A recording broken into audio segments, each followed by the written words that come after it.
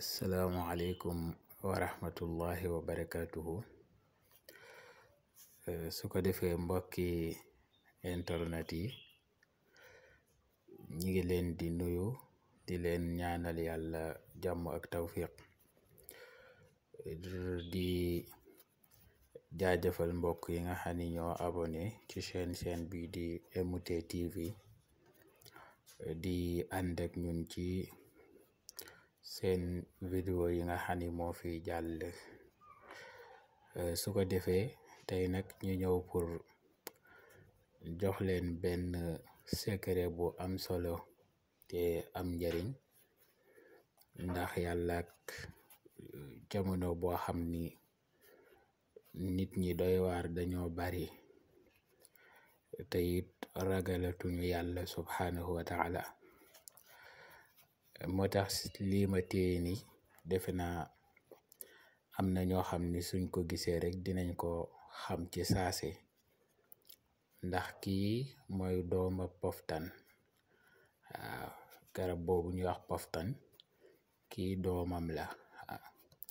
Kii nag njariñ yi nga xamante ni moom lañu ci mën a jëfandikoo bari na, waaye tey dinañ ci joxe benn bu am solo. Mooy képp ko nga xamante ni danga yore soxna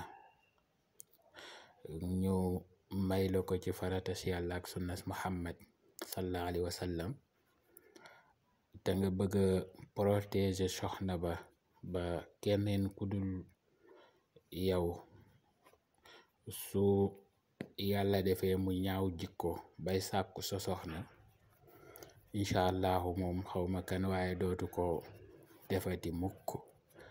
Waaw, su ko defee kii secret bu gàtt la te gaaw.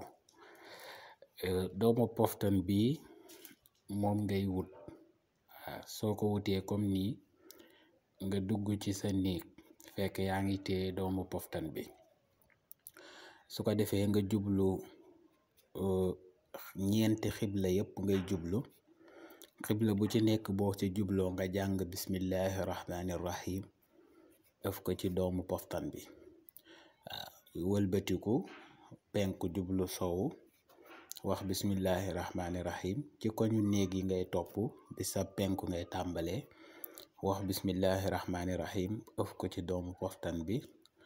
Wëlbatiku sa côté càmmoñ, soo paree wëlbatiku sa ginnaaw ba ñeenti koñ yi mat, bu ci nekk bismillahi rahmani rahim nga fay jàng ëf ko ci doomu poftan bi. Soo paree nga jël doomu poftan bi nga teg ko ci sa jumbax. Su ko defee nga moxañe ko mu dammatoo ba mokk, nga bàyyi ko mu rot ci suuf. Jeex na, incha allah ci kattan yàlla képp ku nga xam ni ànd naag sa soxna ku dul yow, incha allahu awraam moom dafay yàqu. Yaar mu def ay picc wala sax lu ko gën a doy waar. Su ko defee nit soo amee soxna dagan na te jaadu na mu protéger ko. Su ko defee kon loolu lañ leen indiloon ci seen vidéo bi, di ñaan mbokk yi ñu gën a bàyyi xel chaîne bi. Salaamaaleykum wa rahmatullah.